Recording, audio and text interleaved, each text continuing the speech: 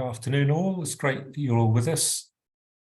You've come to the Neighbourhood Watch webinar series, and this certainly today's webinar is on domestic abuse and making domestic abuse socially unacceptable. So if that's the webinar that you've joined, then you're in the right place. If not, you're not, and you probably want to be somewhere else.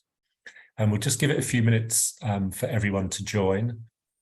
I have muted everybody because otherwise we end up with lots and lots of feedback. So if anyone's got any questions or comments, then please just put them into the chat, and we'll start in a few minutes. So the chat, if you're not used to it, but at the bottom there's a set of options, and one of them is entitled chat. I can see Terry's got it already, as is Sue Miller and others. So if you just go onto that and click on it, it'll give you a sidebar of chat that you can chat to. There's a few more people joining, so we're just waiting for that to happen.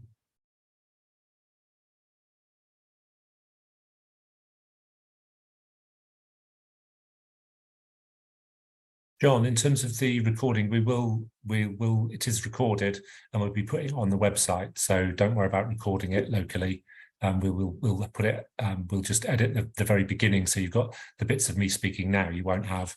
And that sort of thing, and then you'll just have the main recording. So yeah, so don't worry about that. That should be fine.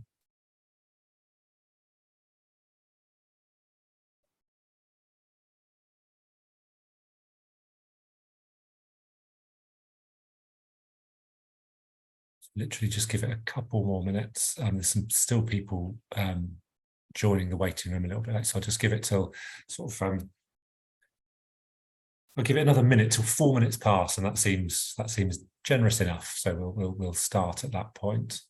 And Ruby and I, who are sort of adminning today's webinar, will carry on letting people join, but we will make a beginning and make a start at that point. But we've still got lots of people joining every few seconds, so we'll just give them a chance to join.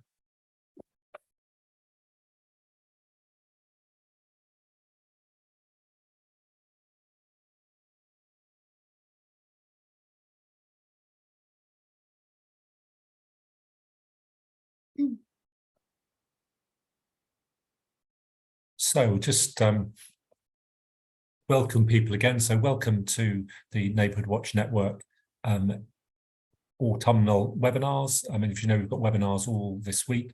It's great that you're with us for that. Today's webinar is making domestic abuse socially unacceptable. I'm really delighted that Sharon Bryan is with us from the National Centre for Domestic Violence, who will be presenting today as an expert. And so what we have done, as I said to everybody, we've muted everybody so we don't get feedback. I would ask that unless you're presenting, it also helps turn your camera off, but obviously we can't mandate that.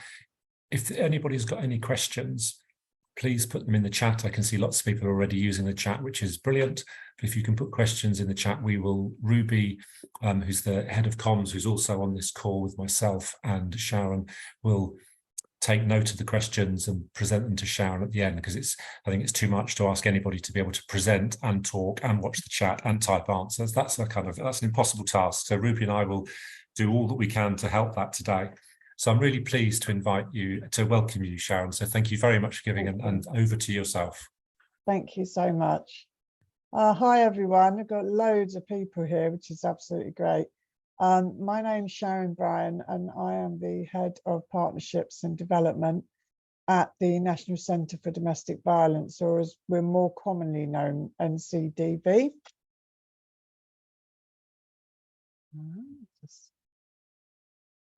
So I always start off whenever I'm speaking to anyone by just going through what is domestic abuse, because a lot of us think we know what it is, but do we actually? So the cross-government definition of domestic abuse is any incident of just moving this box out of the way here. Any incident of controlling, coercive, threatening behaviour, violence or abuse between those aged 16 and over who are or have been intimate partners or family members, regardless of gender or sexuality. And the Domestic Abuse Act 2021 became law in April 2021 and marks a significant step towards providing further protection to the millions of people suffering from domestic abuse.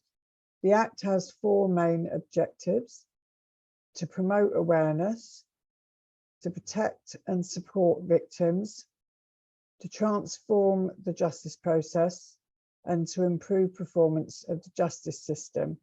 And the many different parts of the Act are being kind of phased in over a sort of a few years.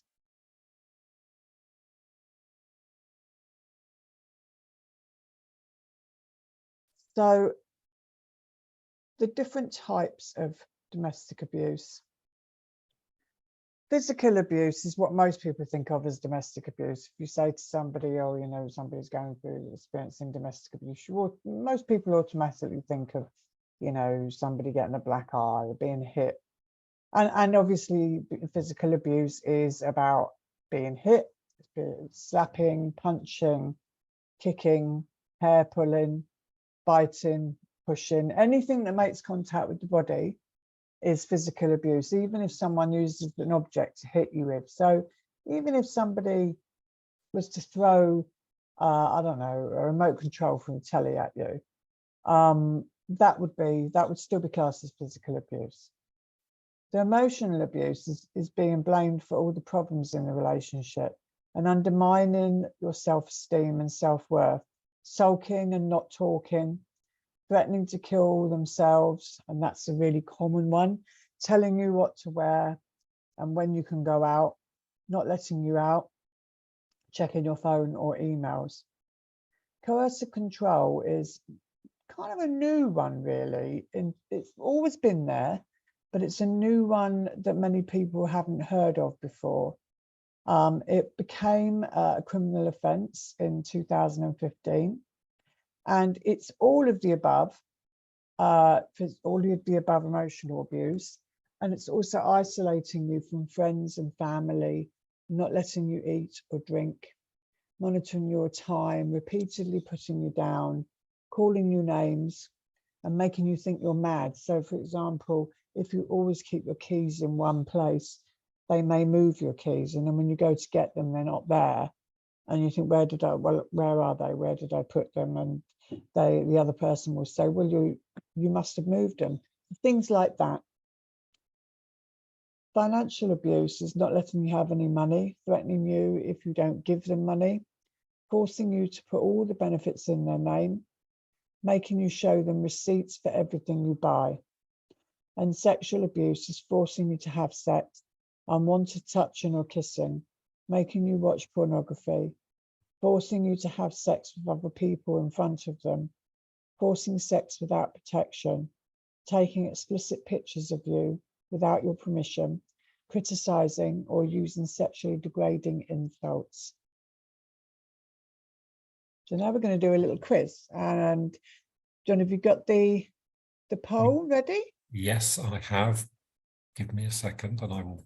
I've not done this before with this. Let's hope it works all right. So, okay, so the first question is, how many women are killed by a violent partner or former partner every week in the UK?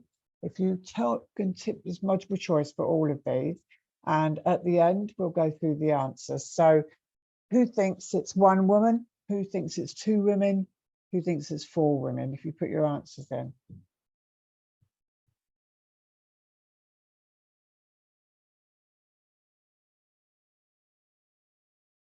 Do I have to do it as well, John? Because it's on the screen. Can everybody see the quiz or not? It's on the, oh. Yeah, it's on my screen. It is. It's on but Ruby's. The submit button isn't working on mine anyway.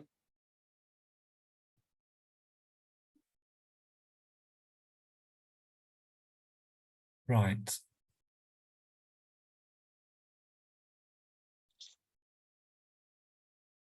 Or do you have to, maybe you have to answer all of them. Maybe you have to answer all of them before you can Potentially, submit. we're certainly getting there's, yeah, people are answering now, so the answers are coming in. Perhaps it's all of them. Okay, you're getting them, yeah? Yes, we are. Okay, great. So, okay. So do I need to read them out, or? I can see them and answer them. Ruby, can you see them and answer them? Yes. Yes. So I think we are getting, there's over 100 responses already. So if we leave it for a few seconds, I think people will be able to answer all of them, and then I can put them on the screen for you to talk to. Okay. Sorry, that was my bad. It's fine. I've not done this with a poll thing before with Zoom, so it's all new to me. So people can answer. We've got 170 odd people have answered. So we've just got over 50% now have answered. So we are getting there. We can give it a couple of minutes. That's yeah, fine. fantastic. Thank you. And then I can go through the answers on the screen. Yeah. So yeah, we're over 60% now. So we're getting there. I have to say, I did have a slight panic then in terms of the IT. It appeared on the screen and nothing happened. And so, yes, I was now.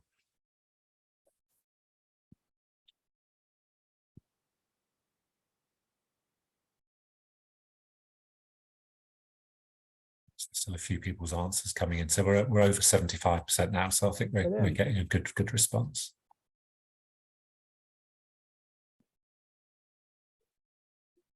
So just give people another sort of 30 seconds or so to go through, then I can. I will go through the answers on screen first, John, if you like, and then you can put the results up. Yeah, I don't know if I think we might. The results might come up of all of them when I do it, but we can go through them one by one, and I'll put the answers up. I mean, we've got nearly 90% response rate now, so that's I'll start probably going through the answers on the PowerPoint. Great, and I will end the poll and then share the results, so they will come up. Okay. Do you want me to wait, or? No, it's fine. I'll start going through the answers now, and then when I've gone through the answers, then you can put it up, yeah? Okay, great. I think that's probably the best thing to do. Okay, so the first question, how many women are killed by, don't know what I've done there. How many women are killed by a violent partner or former partner every week in the UK? And the answer is, in Britain, 2 women are killed by a violent partner or former partner every week. Number 2, how many women will experience domestic abuse in their lifetime? The answer to that is 1 in 4 women and 1 in 6 men will experience domestic abuse in their lifetime. An estimated 1.6 million women and 786,000 men experienced domestic abuse in 2020. Is the woman less likely, just as likely, or more likely to be assaulted when she's pregnant? A woman is more likely to be assaulted when she's pregnant. In Britain, police receive a complaint about domestic abuse every minute, 10 seconds, or 30 seconds. In Britain, police receive a complaint about domestic abuse every 30 seconds. In Britain, a woman is assaulted in her home every 45 seconds, 6 seconds, or 60 seconds. And the answer is every 6 seconds. Of domestic abuse crimes recorded by the police in the year 2021-22, what percentage were committed against men? And the answer is 25% were committed against men. What is the percentage of children who are in the same or next room when domestic abuse happens? In 90% of incidents, children are in the same or next room when domestic abuse happens. In the UK, 62% of children in households where there's domestic abuse are also directly harmed. Between 2005 and 2015, 19 children and 12 families were killed by violent fathers who had been allowed to see them through formal and informal child contact arrangements. What do you think the social and economical cost of domestic abuse was in the year 2016 to 2017? And that's in the UK. The social and economical cost of domestic abuse was £66 billion. And how many times on average is a woman assaulted before she asks for help? So on average, women are assaulted 35 times before they ask for help. So that's the answers. Do you want to put the results up?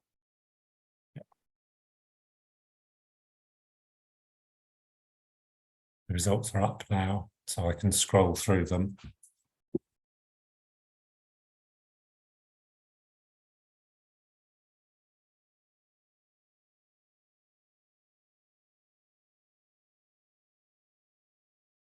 Can't see anything yet. Oh, yeah, can. Okay, so 55% got that question correct. That's good.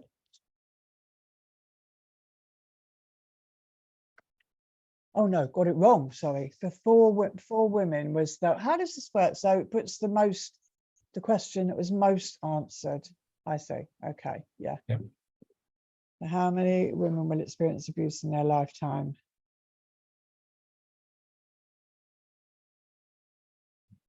57% got that right. 1 in 4. And how many men? 47% got that right. 1 in 6. How likely is a woman to be assaulted when she's pregnant? 39% got that right.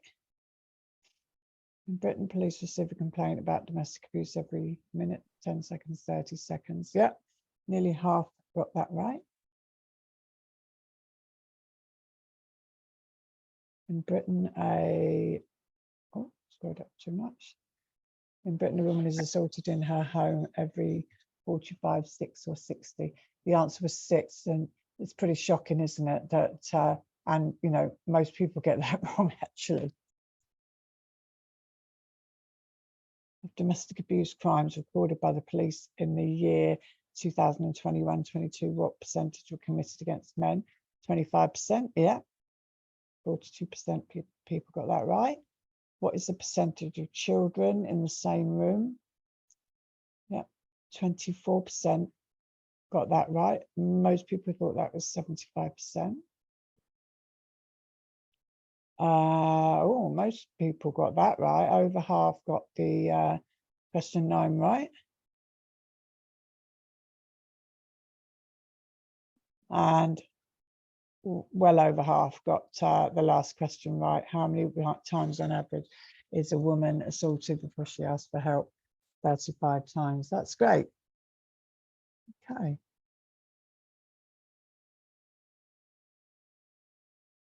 I've drawn on my screen. Can you see? Can everybody see that? I don't know how I've done it. Is it just me that can see it? No, I can see the red squiggle. I think that's just advanced IT skill, I think. I don't know how that happened. I apologize for that. So I thought I'd just give you some stats really from NCDV. So in 2021, we had 92,438 referrals to us, and of this total, 9,741 resulted in a protective order.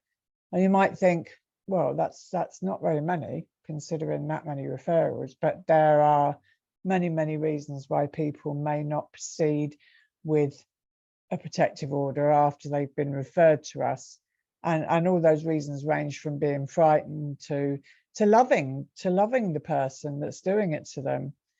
We take 60% of our referrals from police forces across England, and the other 40% come from domestic abuse organisations and statutory and voluntary organisations such as housing departments, social services and self-referrals. We know that nationally, roughly 80% of incidents that are domestic abuse related never get reported to the police or any other support service. So these figures really are the tip of the iceberg. And remember, we're just one organisation. There are many organisations. But NCDV was founded in 2002, and the focus was to help people that couldn't get legal aid. So during 2021, we provided our free service to over 3,798 victims and survivors that couldn't obtain legal aid or attend a solicitor to afford a solicitor to represent them, and would no doubt would have otherwise fallen through the gap and gone unprotected.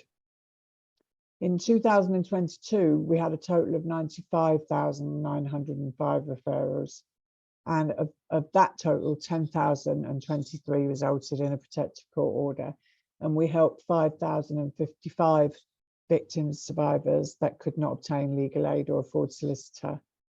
So there are many, many reasons why somebody might not be able to get legal aid. They could be on a spousal visa from another country. They could own property, wouldn't necessarily have that money in their hand, in their purse, but on paper, they have property, therefore they have money. They could work and earn too much to qualify for legal aid. There are lots of different reasons. And NCDV, as I said, was primarily set up to help those people. So the National Centre of Domestic Violence provides a free, fast emergency injunction service to victims and survivors of domestic abuse, regardless of their financial situation, race, gender, or sexual orientation. We're one of the very few domestic abuse organisations that work with male victims as well. We can sometimes get protective orders within 24 hours. It's normally not that quick, but it can be that quick if all the things that need to happen in that process happen straight away. But if, for example, one of our helpline advisors is trying to call the victim survivor and maybe they're not picking up the phone, that can delay the process. And what do? We do three things. So predominantly, people ask us to help them get non-molestation orders. And these orders can include various clauses to suit the specific individual situation. But the main thing they do is they stop violence, threats, intimidation, and encouraging others to do the same. It stops the offender from coming within a certain distance of the home, stops the offender contacting the victim survivor, and can last up to 6 months or longer. They usually last for a year, although I've worked with people in London that have had orders granted indefinitely. We shouldn't, you may have heard, I don't know how doing that writing on there. I don't think it's me. I don't know how that's happening. Anyway, I'm not touching the keyboard. The difference between a non-molestation order and a restraining order, which some of you may have heard of, is that a non-molestation order is given by the civil court, or civil or the family court. A restraining order can only be given by a criminal court. So the police usually apply to the criminal court for a restraining order on someone. They do the same thing. They're the same type of thing. They're called different things depending on which court you go to. So with a non-molestation order, you can apply for that and the police wouldn't even know about it unless it was breached by the offender after it had been granted. Then it becomes a criminal matter and the police can then arrest. An occupation order is a court order that helps get a victim, a survivor, back into their home or gets an offender out of the home. And they usually are granted for around 6 months. And finally, a prohibited steps order. This is more around children at risk. So it would stop a parent from taking a child out of the country. So for example, I've worked with a lot of women whose husbands or partners have been not English, come from somewhere else. And, you know, there's been a lot of cases where that I've worked with where that person has said, I'm going to take the children, go back to my home country. If if there isn't a prohibited steps order in place, theoretically, that person could do that because they have got parental responsibility. The police would be under no duty to go and get the children back because the children's father or mother, and they can do that. A prohibited steps order will stop that. It basically takes away that person's parental responsibility. So if then, you know, if it's going to happen, it's going to happen, but the police can then do something about it. And if it is, you know, international, the police are able to put all ports call out. So, you know, try and stop the children from leaving the country. Without a prohibited steps order, it's very difficult to do that. Can't do it. We can't really do it at all. And a prohibited steps order also stops a parent from changing a child's name without the permission of the other parent. So there are lots of ways to contact NCDB by free phone, text, email. We have an award-winning app that anyone can download onto their phone. And we have a refer direct, which is a very clear, very simple form on the front page of our website that you can complete. And as I've said before, we take 60% of our referrals from the police and 40% from other agencies. The domestic abuse can happen to anyone, male or female, at any age, of any ethnicity, socioeconomic status, sexuality or background. It's rarely a one-off event. It's a pattern of coercive control.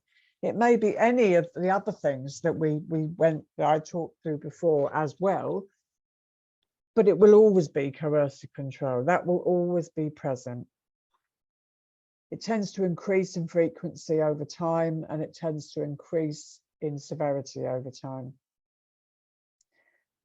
And we talk about the professionals that work in this field, talk about a cycle of abuse. And I thought it would be helpful to explain how that works. So in every abusive relationship, you get this cycle of abuse. We start off with a honeymoon period, so where everything's happy, mum's happy, dad's happy, kids are happy, happy family. But over time, tension will build up. And the abusive partner, will start making unreasonable demands. You know, you haven't hoovered enough today. Why haven't you wiped that dirt mark off the window? Just unreasonable demands, and they will increase, and the tension will increase in the home. Eventually, there'll be a trigger. Now, that trigger could be absolutely anything. Absolutely anything. The victim, survivor, won't know what the trigger is because nobody knows what the trigger is. It's what, you know, you must probably heard of the term walking on eggshells, and it really, really is like that. I'm a survivor of domestic abuse, and the trigger could literally be anything. I used to spend my whole time wondering what to say to him, for, you know, what would annoy him and what wouldn't, and undoubtedly the thing that I thought that wouldn't would, and vice versa. So the trigger can be anything, but the point is that that trigger is really just justification for that person to then do something. So if it's physical abuse, they might hit the person. If it's coercive control, they may do something to make the person think they're mad, but there will be an incident. It's all about power and control, domestic abuse. It is not about losing control. Very much not about losing control. They're very much in control. They know what they're doing. And it's difficult to accept that if you are in an abusive relationship. But ask yourself this: do they go to work? Do they, if their boss is reprimanding them for something, do they hit them? Do they shout at them? Do they call them names? No. If he or she is walking along the street and somebody bumps into them by accident, do they turn around and hit them? Do they insult them? Are they abusive to them? No. So this chosen pattern of behavior, they choose to be like that. And once they've lost control from the incident, you know, their partner is then thinking, I'm fed up with this, I need to leave, I need to get out. They've got to regain the control that they had before very, very quickly. So then comes the promises. It will never happen again. Please forgive me, crying, all of those things. I love you. And, you know, 9 times out of 10, they're forgiven. And then they're back in the honeymoon period again. And so it goes on. And it goes round and round and round. And that is how somebody's, and that's what causes the walking on eggshells, because you never know when it's going to happen. So what can you do to help? What can you do to help somebody? If somebody comes to you and says, if one of your neighbours comes to you and says, listen, I don't know who else to talk to. I think I'm going through domestic abuse. They might not even know if they are. If it's coercive control, they may not be sure that it is domestic abuse. What can you do to help? The first thing, the most important thing of all, is to listen to them and believe them. Even if in your head you're thinking, oh, I don't know, this sounds a bit of a tall story. Believe them. It might be, you might be the first person that they've told about this, and they may have been going through it for years.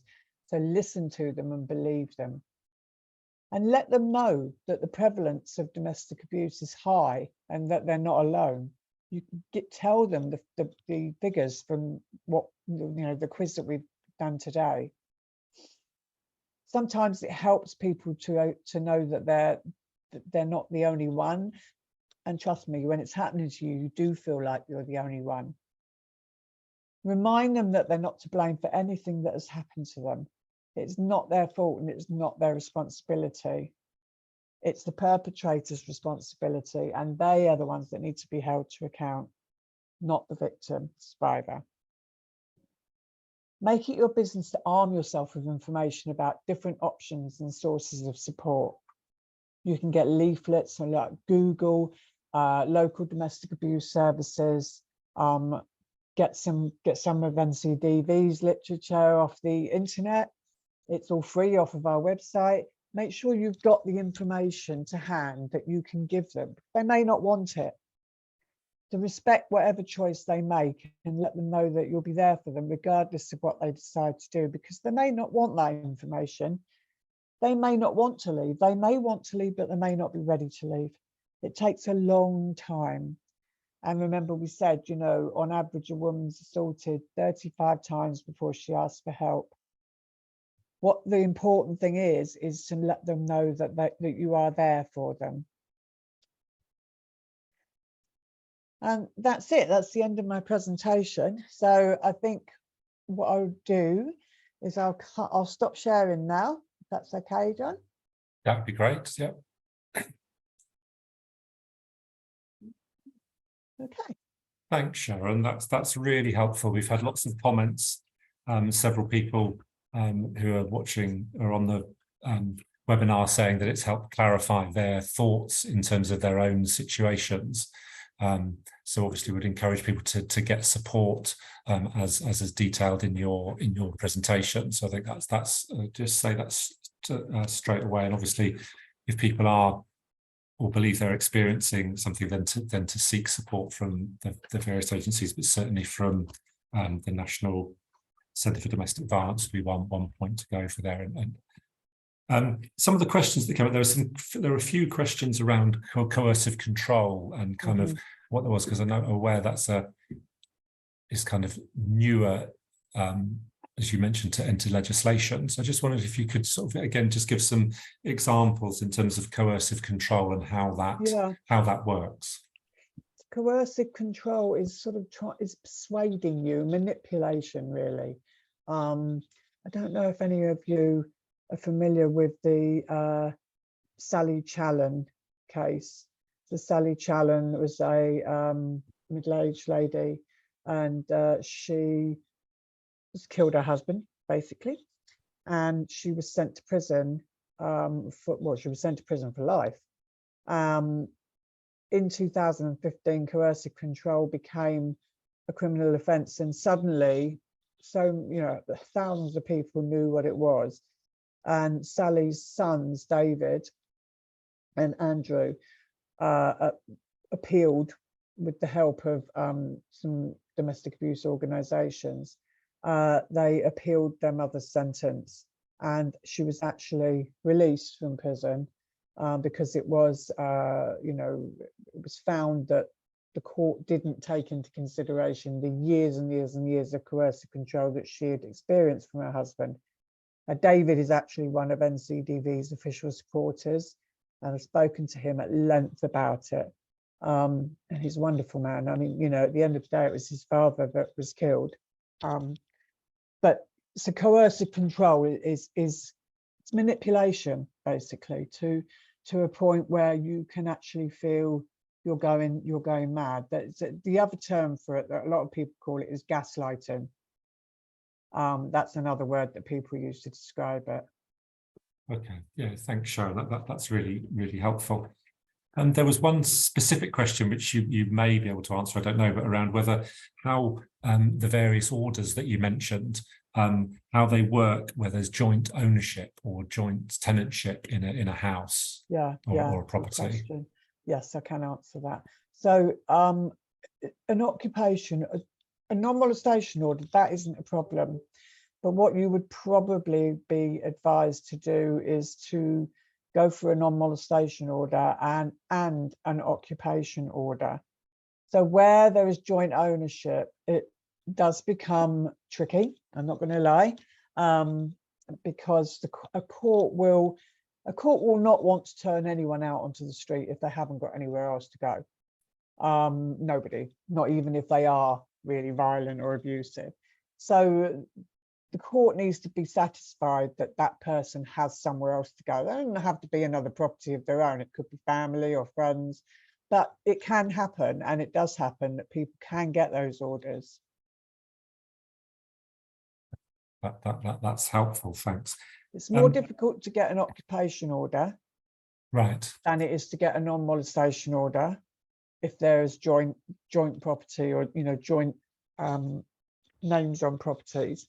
But a non-molestation order, okay, thank you. That's great. There were several kind of points made and assertions made. I would put any more strong than that around kind of issues of mental health. And I think there was both some comments, both in terms of perpetrators, but also victims. So, I mean, there was some, certainly both from Ruby and I were kind of responding in terms of, one, domestic mental health issues are a separate thing, and there's not a direct link in any way. But I don't know if you specifically wanted to say anything about mental health issues. Yeah, I mean, mental health is not a reason that somebody is abusive. They might say that it is, but it's not, and nor is alcohol or drugs or stress or unemployment. None of those reasons, none of those things are a reason for domestic abuse. They may exacerbate where there is domestic abuse. Any of those things may make a single incident worse, but they're not the reason. The only cause, should I say, of domestic abuse is power and control. It's about having power and control. And it's sometimes really difficult to accept that actually there's nothing wrong with that person. They just want to be abusive to you. And it's very easy to say, I think it's because it's got mental health problems, but it's not, sadly, it's not that. The victim, and I don't like the word victim personally, that's why I tend to say victim survivor. The police use the term victim, and I work very closely with the police, so that's why I tend to double barrel it. But the victim survivor, mental health, certainly victims can get mental health issues from being abused. Drug and alcohol, all coping strategies. and maybe the person didn't drink before, but it's a coping strategy. It's a known coping strategy.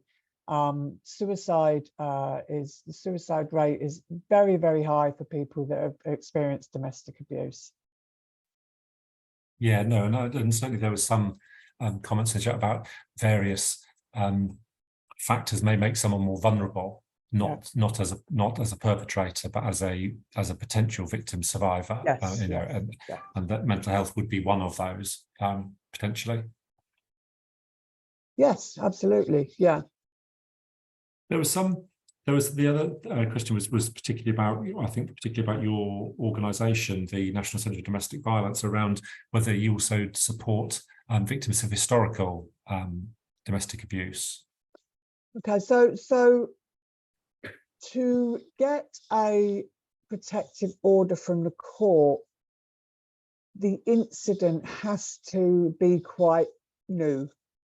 So it has to be, if you're wanting an emergency, there's two different types of, I should have said this, there's two different types of non-molestation order. One is an emergency application to the court, and we call that an ex parte application. And that is when, that is usually when there is physical abuse. It's when somebody literally is in fear of their life. Could go to court very quickly, and you can sometimes turn it around in 24 hours and get that order. Then there's what we call a with notice application, which takes longer. And that tends to be what the court decides to do if the incident has happened about 2 weeks previously. So if an incident's happened a couple of weeks before, but nothing's happened in between times, they may decide not to do it as an emergency application, but to do it with notice, what's called with notice. If it's an emergency application, the perpetrator won't be aware of it. The victim will go to court with the solicitor, get the order, and then the papers will be served on the perpetrator as soon as possible. Then they will get an opportunity to go back to court, and there's usually a return hearing made for about a month or two later. In the meantime, they have to adhere to the clauses on that order and stay away. If they don't, they could get arrested, but they get an opportunity to go back to court and basically say why they don't think the order should be put in place. 99% of the time, the person never turns up, and the court just give the order and make it for 6 months or a year or however long. With the with notice application, the person is aware of it from the beginning. So they get told about it, they get served the paperwork, and then it goes to court. I hope that makes sense. For me, it's kind of, because it's all in here, when I go to say it, sometimes I'll wonder if I'm making any sense at all, but I hope I am. No, I think that's Does that clear. answer the question? I think so. Yes, I think so. Someone will put it in the chat if it's not, so we can come back to it. Yeah. One of the other things that comes up, which I think always comes up in these open sort of public discussions, was the view in terms of the I guess for some perceiving there is a bias against men in this sort of field generally. So I just wondered if you wanted to, and there were some questions in terms of if there's underreporting of domestic abuse against men, does that make it more equal, and those sort of things. So I just wondered if you wanted to make some sort of general comment around that, because I know I'm sure you come across this very regularly. Yeah, we do. And as I said, NCDV is one of the very few organisations that does work with male victims. It's kind of a difficult one because there are refuges for men. No, there's not as many refuges for men as there are for women, but that really is because men don't say that they want those things. All of the services that are there for women are there for men too, but it's perceived to be different. So I'll give you an example. I was at a big TUC conference last Wednesday in central London, and predominantly men. And we had a stand, and I'd done a couple of workshops, and we had lots of men coming up to us and kind of whispering and saying, I've been through it. And I think, why are you whispering? Because that is part of the problem, because they don't feel right. Men don't tend to feel right about saying that they've experienced it. In some ways, it makes them feel, I don't know, less of a man. I don't know. I'm not a man. I can't say, but you know, sort of whispering it, like that's the issue, really. They need to speak out more. They need to report it more. We only know how many women are going through it because of women reporting it. And as I said, it's the tip of the iceberg. A lot of women don't report it. So if more men reported it, then we would have better statistics and we would be able to provide better services for men. But we absolutely know it happens. We absolutely know it happens to men. Yes, certainly. There was certainly within the chat, there's been some discussion of kind of, you know, that even the view that men do underreport, we also know that women massively underreport as well. It's not, you know, that there is massive underreporting from all victims. It's not. But interestingly, when just after COVID, I was actually asked a question by a journalist. I was called and they said, "Can you tell us if your referrals for male victims went up?" And we didn't actually know. So we looked at it. We've obviously got a database, and we had taken during the first lockdown, our referrals for male victims had increased by 50%, and we were surprised about that. So, you know, we absolutely know it happens to men. We just need men to report it more. Yeah, thank you. That's and not be embarrassed, not feel embarrassed to report it. There's nothing to be ashamed of. Yeah, no, that's really helpful. One of the things that's come, this is slightly different. One of the things that's come up a bit is the kind of use of technology now in domestic abuse, which I think is something that's not, you know, that is, I guess, is becoming more prevalent as another tool. But I'm wondering if you could just give us a bit of insight into that. Yeah, so like all the different things, Facebook, Snapchat, you know, there's actually a facility on Snapchat. Not that I'm that familiar with all of these things myself, but a bit too old. But there is a facility on Snapchat where you can see where other people are, and literally down to like which village they're in. Locations, if you've got your locations turned on your phone, you can be very, very easily tracked. One of the first things we say to women who are leaving, who are escaping an abusive relationship, wherever they're going, we turn your locations off, because you can easily be found. When we're applying for non-molestation orders, they all now include you know, not to contact by social media, WhatsApp. I mean, I've seen a few orders with that in, you know, not to WhatsApp, because these are all ways so easy that abusive people can maintain their control over that person, even if they're not with them. Yeah, I mean, I guess that ties in a similar way to kind of younger people's use of that. It's hard to escape from, even, you know, even when you might be physically safe, that you can't, unless you have turned those things off or turned out that sort of communication. It's very hard to escape, even if you're choosing to. Yeah. Okay, that's really helpful. To be Seeing honest, all these things go up on the chat, and I'm trying not to read them because it's really trying to focus on what you're saying. No. There's certainly been some issues in the chat generally around where things haven't worked, either reporting to the police or reporting to organisations, and I guess that's something that's in all. Reporting to the police, there are issues with that, but I guess this is particularly fraught given the type of crime that it is. It's a very emotive subject, and what we've got over 300 people on this call. So, you know, if 1 in 4 people, if 1 in 4 women and 1 in 6 men go through it, then there's a very, very good chance that a lot of people on this call are going through it. So, you know, it's a very emotive subject. Things do go wrong, unfortunately. The things I could tell you about cases I've worked with the police are, well, it would make your hair curl. Trust me. There is a long way to go, and there's a lot of work to do. You know, nobody's perfect. You know, there are times when we've not done things quickly enough, in my opinion. We do them as fast as we can to get people protected.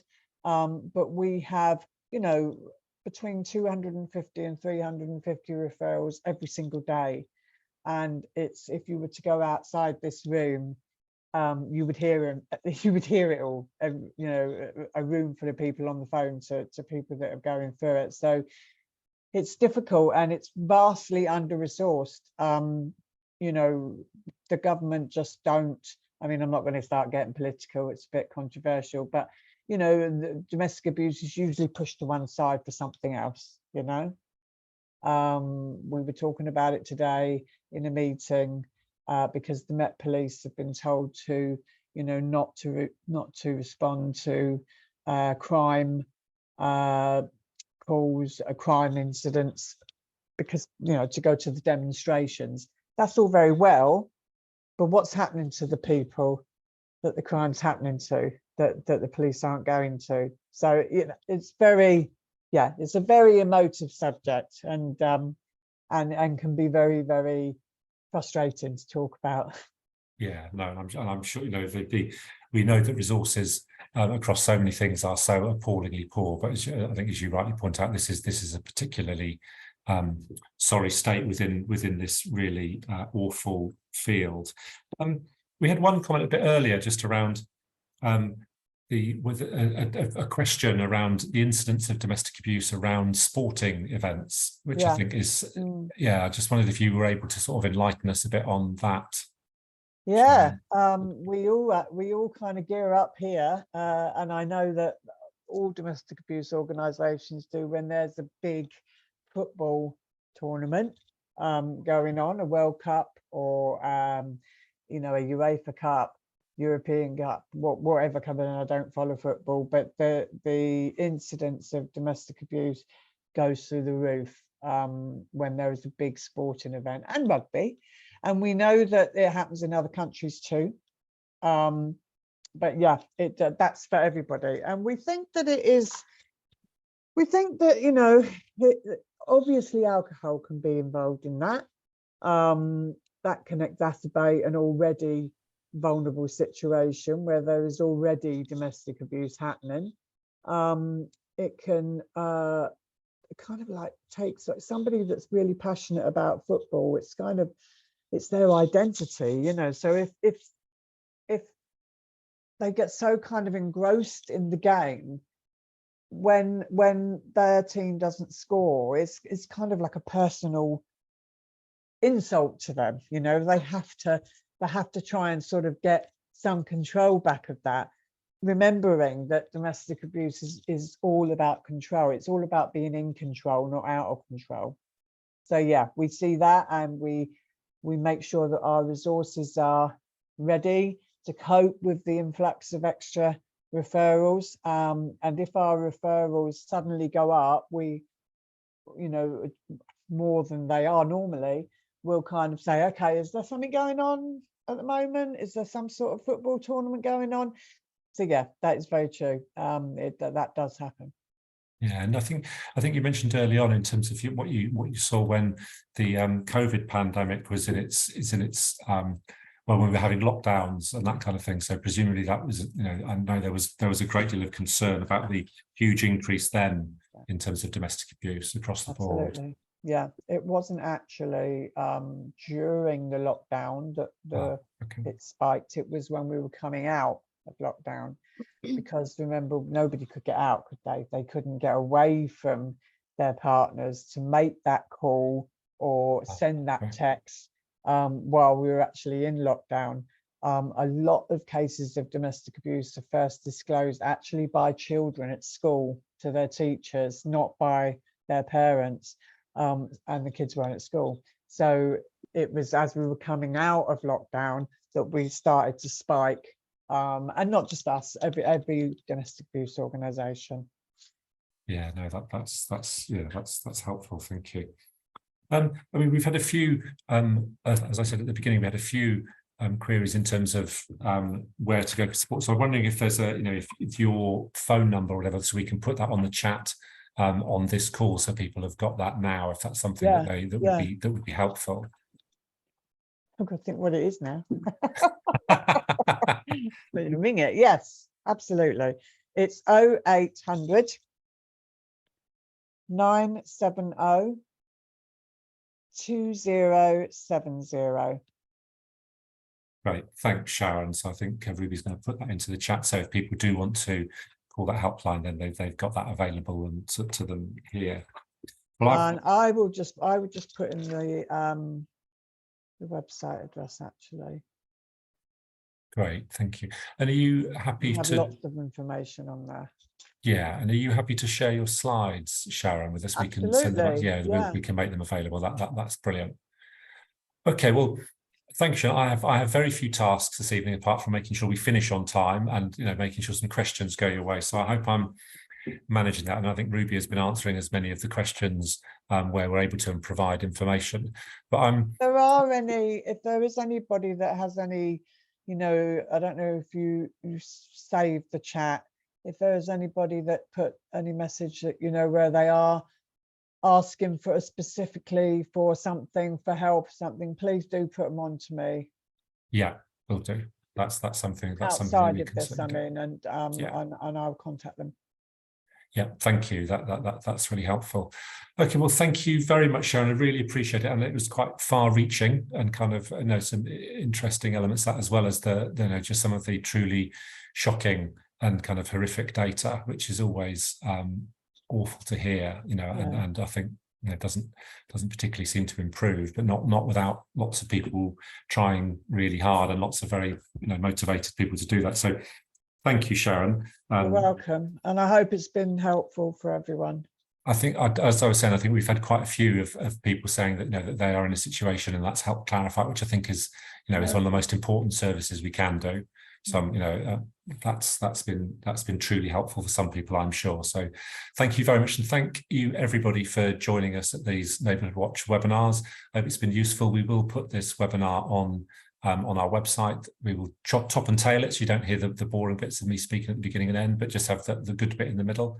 But thank you all for attending, and have a pleasant evening, and see you soon. Thank you. Thank you.